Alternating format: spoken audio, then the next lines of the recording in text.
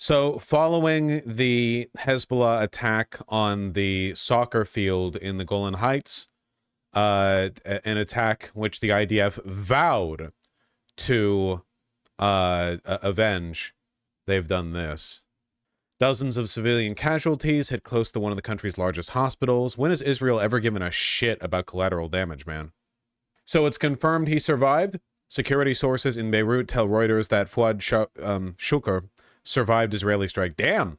Man, this is like an ideal Israeli missile strike. 100% civilian casualties. At least one person was killed in the strike. Another 35 were wounded, said Lebanon's health minister Firas Abiad. All casualties were civilians. Yep, Israeli classic. Yeah, the last time they fired on Beirut, it was at a Hamas leader, not a Hezbollah leader. Oh, we going for it. We going for it. He died in the hospital. This is a tweet. Could I get a news article on that? This is a tweet with a low-res image. No, you cannot. Okay. Yeah, why would you be citing unnamed sources to report the death of a military commander? You know? I mean, it could be true. Crowds began to pour in Beirut demanding revenge for the Israeli assassination of senior Hezbollah. Okay, so they're in Clash Report, they're saying that he was killed. But they were saying that 2.5 hours ago. So who knows if that's accurate. Yeah, Lebanon's health minister says there were only civilian casualties. One new update. It's unconfirmed according to Reuters. I feel like we would know by now. But whatever. Not like I'm an expert. Okay. Israel National News is saying he was killed. Contradicting, okay, the Al Arabiya and Al Hadath Arabic news stations are now reporting he was killed, contradicting other reports he'd survived. Okay, so the answer right now is that we don't know. In truth, whether or not he was killed might end up being irrelevant with regards to the response. I wonder, why doesn't the Lebanese military defend itself from Israel's attacks? Because you can't really defend yourself against sudden unprompted missile strikes. If you're suggesting the Lebanese military invade Israel, then you're probably not that familiar with the Lebanese military, their alliances, their ties, their bonds, their vows. There's a couple of things keeping them from doing that. In reversal, reports now say Fuad Shukr was killed in Israeli strike, and this is from a different time zone. Saudi-owned news outlets quote sources saying he was killed, contradicting previous report. Oh, so wait. They're just talking about the same reports we looked at. Okay, we'll find out for sure eventually. Do you think they're really going to do it? Do what? Do you think that we're getting 2006 all over again? Do you think Hezbollah and Israel are going to go to war? I don't know, man. They're certainly ramping up the tension right now. Nothing ever happens, folks. Start placing bets. Yeah. Would the U.S. hit the brakes? We would try to. Biden certainly doesn't want them to go to war. Hebrew news outlets retract confirmation of the assassination. The operation failed. Okay, so yeah, all right. That's enough on whether or not it happened or not, okay? We'll find out eventually. What do you think is the most significant reason why they wouldn't attack Israel? By they, do you mean the Lebanese military or do you mean Hezbollah? Hezbollah wouldn't attack Israel because they might lose and it would be ruinous.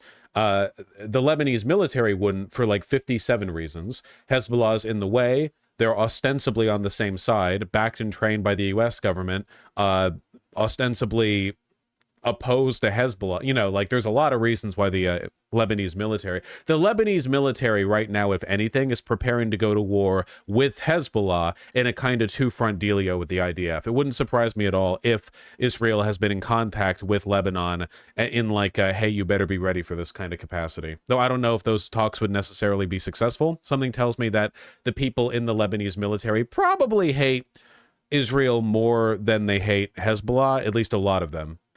The Lebanese military is woefully incompetent. I don't expect to do anything. Well, it could, you know, nobody likes a two-front war.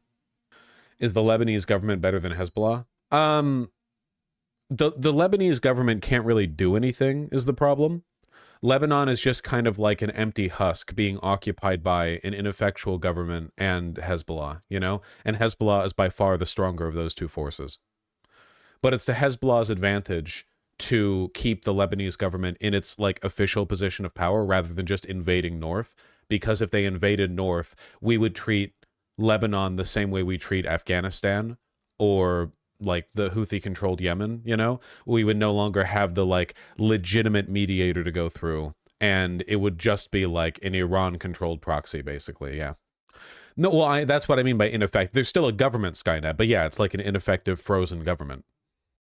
Wasn't Lebanon a well-run democratic country not too long ago, or am I misremembering? Well, I mean, in the sense that like the Western powers used it as like they wanted to make Beirut the Paris of the Middle East and kind of occupied it, kind of like how Iran was, you know, civilized under the Shah. But by civilized, what you mean is that the capital was being used as a kind of Western occupation point where they were bringing in a lot of wealth through colonial extraction, and the wealthy in that city got to live very, very well, but most people were still in basically like tribes at the time. Dude, but like 1940s, 1950s Iran, those motherfuckers were in tribes. You ever seen like the Lawrence of Arabia or whatever? It's crazy. Like it was not that long ago. Not that long ago. And similar to an extent with Beirut, I think. Yeah, Israel would not benefit from moving north into Lebanon. Like it would just be a way of fueling war indefinitely. So Bibi would benefit then? Well, he'd get to keep the war cabinet. Lebanon is also mountainous, if I recall correctly, and Hezbollah is, again, well-armed. We've talked about this before, but, like, again, the IDF has demonstrated substantial incompetence in its management of Hamas. Hamas is an insurgency group. Hezbollah is an army. Hezbollah is not just an army. Hezbollah was an army created out of hatred for Israel, entirely populated by people who hate Israel. It's like, this is all they want. This is all they want, you know? I don't think the IDF would lose against Hezbollah. I just think it would be ruinous. It's a bit of a double-edged sword because Hezbollah is more of a conventional force. They'd actually be simpler to fight against, and the civilian population of the South would most likely flee. Well, Hezbollah is a conventional force, but surely they would still employ insurgency tactics, right? Lebanon is pretty mountainous to the south, isn't it? Am I misremembering? Hold on. I mean, you got to be careful with this stuff, right? Lebanon is just mountains. Yeah, but how far north do you have to go before that becomes the case? That looks pretty mountainous, my guys. I don't know.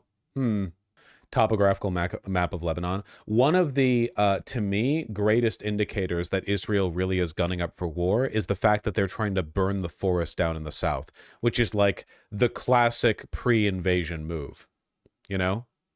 Not easy terrain, that's for sure.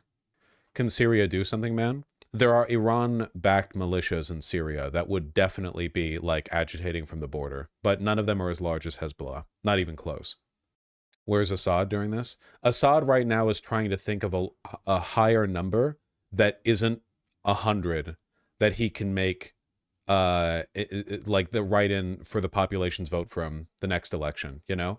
Like, he's gotten up to 99. I think he's thinking right now, like, is there a number that's higher than 99 that isn't quite 100, because that would be unbelievable.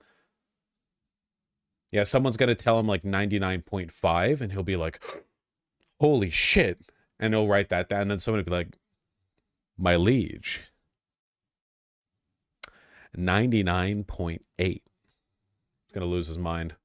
Oh yeah, I did see this. This was pretty funny. Erdogan has really been leaning into beefing up his relations with his Arab neighbors. Thank you so much, Nunya. Here, I'll take a look at that soon. Erdogan threatens to invade Israel. That's funny. Base Turkey. It's not real. Erdogan does not give a shit about Palestinians. Not even a little bit of a shit. He's just doing an empty virtue signal to try to cater to the Arab sort of... as always, Turkey wants to be like the bridge between the East and the West, and he's, you know, isn't he a fascist low-key? High-key, actually. Campists don't like Kurds anyway. They think they're all like Western stooges.